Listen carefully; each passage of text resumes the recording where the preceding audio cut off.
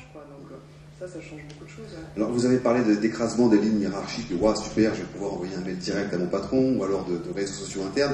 Mais quand même, est-ce qu'il ne faut pas être prudent avec ces outils et quelles sont les erreurs à ne pas faire quand on les utilise? Alors, il y a une première chose, c'est que, comme l'évoquait, il y a effectivement de plus en plus d'éthique autour du recrutement, sur les réseaux sociaux, etc., avec des choses qui sont interdites que nous devons faire. Mais néanmoins, il faut quand même faire attention parce que le digital, c'est aussi une économie de la trace, donc on laisse des traces. Il faut éviter quand même d'avoir une activité complètement délirante online qui puisse un petit peu effrayer votre futur patient. C'est une chose qui est très importante.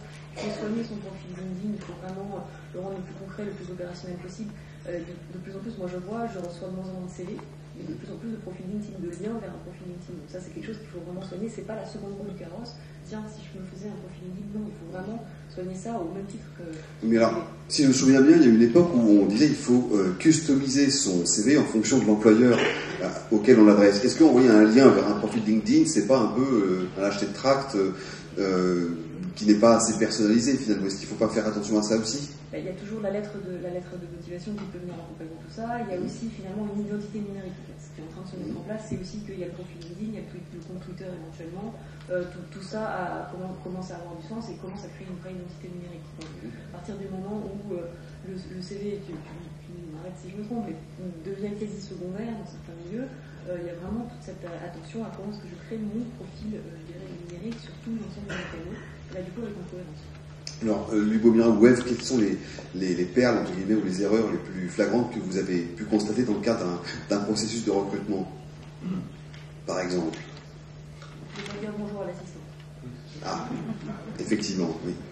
Et vous avez un souvenir comme ça de... Non. Tout le monde, grâce à Internet, tout le monde est parfait, c'est merveilleux. Merci beaucoup. Donc, je vais donner maintenant la parole à Marie-Christine Levet, qui est directrice du fonds d'investissement Jaina, qui a été fondé par Marc Simoncini. Le fonds de dossiers par mois. Nous voyons à peu près une vingtaine de dossiers et nous voulons en faire à peu près entre 10 et 15 par an. Donc il y a une sélection. Je dirais déjà le positionnement de Jaina est assez nouveau dans la sphère un peu des fonds. Pour présenter l'entreprise un petit peu, oui. Nous sommes un peu cette nouvelle génération de fonds d'entrepreneurs qui existait beaucoup aux États-Unis mais qui n'existait pas encore en France, et nous voulons arriver entre le business angel et le fonds d'investissement classique, et c'était un peu un trou dans la chaîne de valeur, dans la chaîne d'investissement en France, puisque le premier argent pour créer sa boîte, c'est toujours le plus difficile à obtenir. Une fois que votre entreprise fait du chiffre d'affaires, que vous êtes profitable, vous avez toujours des gens qui sont intéressés par investir chez vous. Pourquoi c'est quoi la caractéristique du fonds d'investissement par rapport au business angel? Le business angel, normalement, c'est ce qu'on appelle le love money. Ça peut être votre oncle, votre père, votre conjoint, vos amis qui mettent un tout petit, en général des tout petits tickets pour vous permettre au moins de commencer à avoir quelque chose à montrer. Et ensuite, il y a le fonds d'investissement classique qui, en général, met plusieurs millions d'euros, mais demande souvent à ce que l'entreprise ait, souvent les critères de fonds d'investissement, c'est que l'entreprise ait au minimum 5 millions d'euros de chiffre d'affaires. Donc ça n'arrive pas en général tout de suite. Et nous intervenons entre les deux, donc dans ce qu'on appelle le premier tour de table, ce qui est en général le plus difficile à convaincre, parce que vous avez des premiers résultats, mais vous n'avez pas encore complètement démontré. Donc de notre part, c'est aussi une part de risque plus importante. Hein. Mais c'est ce qui existe aux États-Unis. C'est un peu ce qui a fait aussi émerger les grands succès américains. Je ne sais pas si ceux d'entre vous qui ont vu Social Network, mais à un moment donné, Mark Zuckerberg va chercher ses 500 premiers milliers de dollars, et c'est ce qui l'aide un peu à démarrer. Donc voilà, donc on est dans ce créneau. Donc les critères de sélection, je dirais c'est avant tout, est-ce que le projet répond à un besoin? Est-ce qu'il y a un marché? Parce que souvent il y a des belles idées, des beaux projets, mais il n'y a pas de besoin, il n'y a pas de marché. Donc est-ce qu'il y a un marché? Est-ce qu'il y a aura une taille suffisante? Ensuite, je dirais en deuxième et en critique, c'est l'équipe. Donc c'est vraiment la complémentarité de l'équipe. En général, on aime bien des équipes mixtes. Un bon technicien tout seul est toujours mieux quand il est accompagné d'un bon marketeur commercial. C'est rare les one-man show formidable. C'est souvent avant tout une complémentarité d'équipe, son track record, ce qu'elle a fait avant, ou si elle en a moins, comment elle s'est fait accompagner, s'est conseillée. Et je dirais en troisième, c'est l'épreuve du business model. Est-ce qu'il y a, surtout sur Internet, parce qu'on a vu des business models les plus fantaisistes apparaître, qui les sociétés ont souvent fait faillite dans les années suivantes. Donc est-ce qu'il y a un business model qui tient la route, est-ce qu'il y a un modèle économique Comment vous le testez? C'est uniquement le flair, c'est l'expérience? Je dirais que alors nous, notre spécificité, c'est d'être depuis très longtemps dans l'Internet. Les gens du fond, on est une toute petite équipe et ça fait depuis 15 ans qu'on évolue dans ce secteur. Donc on a vu aussi beaucoup d'échecs, on a vu pas mal donc on commence à voir, on investit que dans des sociétés que l'on comprend beaucoup, parce que l'idée c'est d'apporter de la smart money, donc c'est pas seulement de l'argent, mais c'est aussi d'accompagner les entrepreneurs, de les aider, de leur ouvrir des portes, de les aider dans des partenariats. Et donc on investit avant tout dans des modèles économiques que l'on connaît, que l'on comprend, sur lesquels on a essuyé aussi des plâtres, on a fait des erreurs, on sait ce qu'il faut essayer de faire, pas faire. Voilà, donc on reste vraiment dans notre domaine d'expertise qui est l'Internet. Quelles sont les erreurs à ne pas faire quand on vous propose ou présente un dossier? Alors je dirais les business plans, on en reçoit tellement, donc c'est pas la peine. Moi je pensais, j'avais dû suivre des cours de business plan, on me disait de faire des business plans de 50, 60 pages, c'est pas la peine, personne n'a le temps de les lire. Donc c'est mieux une présentation d'une dizaine de pages assez claire, directe, que des longs business plans de 60 pages. Ensuite, je dirais attention au phénomène de mode. On reçoit beaucoup de dossiers. Alors typiquement, les dossiers de Groupon, je sais pas si les gens sont au courant de ce qu'est le Groupon. Le Groupon, c'est cette société qui a failli se vendre par Google pour 6 milliards, et c'est assez récente. Les dossiers de Groupon, il y en a à avoir 20. C'est quoi Groupon? Ça consiste en quoi? Groupon, c'est du couponing local. Ça vous permet d'avoir des réductions dans le coiffeur du coin, l'esthéticienne, et donc il y a une prime au leader importante. Et c'est vrai que des sociétés de Groupon, il y en a 22, 25 qui ont dû. Donc voilà, donc attention au phénomène de mode. Si vous avez l'ascension arrivée trop tard. Là, ça marche avec pas la géolocalisation, avec l'adresse IP, ils arrivent à savoir où vous êtes géographiquement. C'est pas de la géolocalisation, non. Là, ils le font par non, ils le font par de l'email. Ils envoient des emails massifs et voilà. Après, ils pourront un peu cibler mieux les gens en fonction de leurs affinités. Là, pour l'instant, c'est plutôt de l'envoi d'emails massifs, donc c'est avant tout celui qui a la plus grande force de vente qui va réussir. Celui qui a pu avoir la plus grande base client. Et après, ça où vous habitez. Et par exemple, si vous êtes au Batignolles, ils vont vous adresser un coupon pour aller au restaurant des Batignolles. On peut faire des Batignolles. Donc ça c'est fait, donc on en parle plus. Il y en a beaucoup. Donc voilà, c'est clair qu'il n'y aura pas de la place pour, il y aura peut-être de la place pour 2, 3, mais il n'y aura pas de la place pour 15 projets.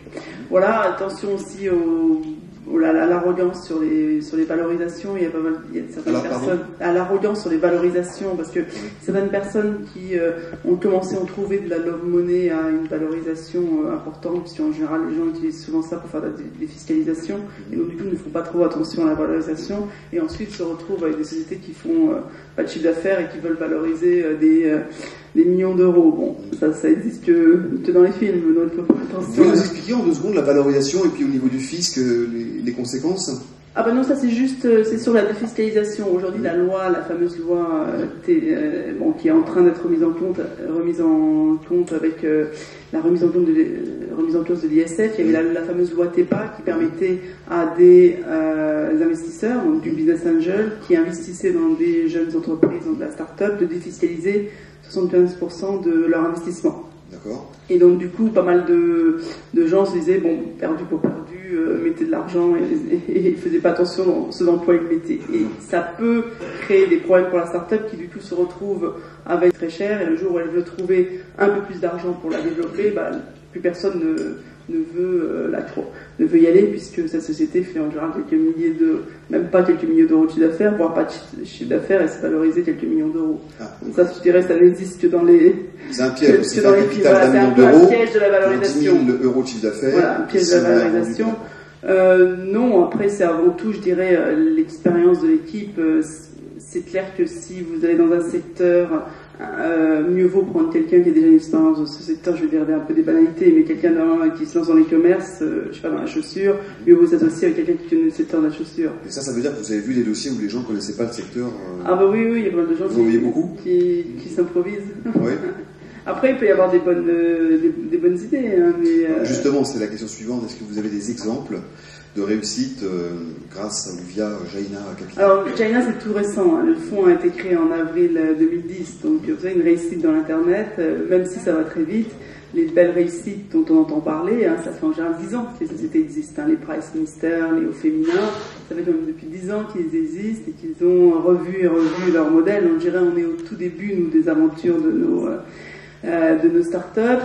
On a investi dans différents secteurs. On a investi dans du e-commerce parce que c'est clair que le e-commerce aujourd'hui, en France en tout cas, et en Europe, aux États-Unis, se développe très fortement. Hein. On a investi dans un site en Angleterre, dans un site de meubles, design, qui directement de l'usine, qui coupe un peu la chaîne de valeur de distribution du meuble. C'est MyFab ou un Voilà, c'est l'équivalent anglais, Made. Voilà, c'est made.com, c'est l'équivalent anglais de MyFab. On aime bien les projets un peu disruptifs, donc qui apportent quelque chose de nouveau dans une façon de commercialiser, une façon de promouvoir quelque chose. On a investi dans Made, on a investi dans AppsFire. Alors pour tous ceux qui ont un iPhone ou un Android, c'est un outil qui permet de trouver et de partager des applications iPhone. C'est ce qui se passe qu'aujourd'hui, il y a pas mal de gens qui dépensent beaucoup d'argent pour faire leur application iPhone, qui recrutent d'excellents